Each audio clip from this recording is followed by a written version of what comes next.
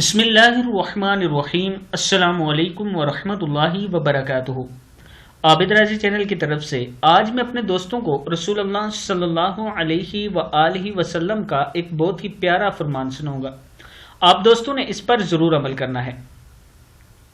حضرت ابو ایوب انصاری رضی اللہ تعالی عنہ فرماتے ہیں کہ رسول اللہ صلی اللہ علیہ وآلہ وسلم ایک سفر میں تھے۔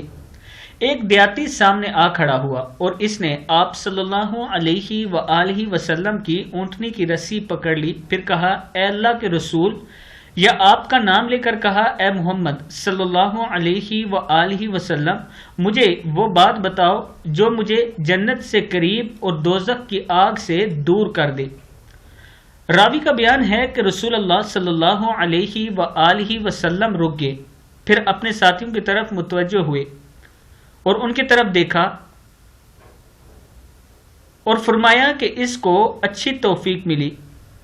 پھر آپ صلی اللہ علیہ وآلہ وسلم نے اس سوال کرنے والے سے فرمایا کہ ہاں ذرا پھر کہنا تم نے کس طرح کہا۔ سوال کرنے والے نے اپنا وہی سوال پھر سے دہرایا، مجھے وہ بات بتاؤ جو مجھے جنت سے قریب اور دوزخ کی آگ سے دور کر دے۔ حضور اکرم صلی اللہ علیہ وآلہ وسلم نے فرمایا، عبادت اور بندگی صرف اللہ کی کرتے رہو اور کسی کو بھی اس کے ساتھ شریک نہ کرو، اور نماز قائم کرتے رہو اور زکوٰۃ ادا کرتے رہو اور صلہ رحمی کرو، یعنی اپنے عزیزوں رشتہ داروں کے ساتھ اچھا سلوک کرو اور ان کے حقوق ادا کرو۔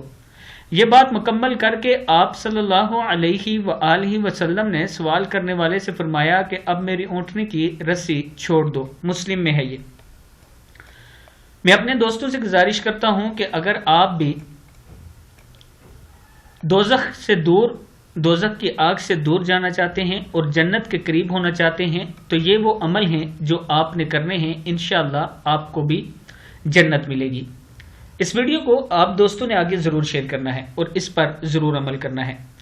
اگر کسی دوست نے آن لائن کلاس لینی ہے، قرآن پاک پڑھنا سیکھنا چاہتے ہیں تو یہ میرا واٹس ایپ نمبر ہے، اس پر رابطہ کر سکتے ہیں۔ السلام علیکم ورحمۃ اللہ وبرکاتہ۔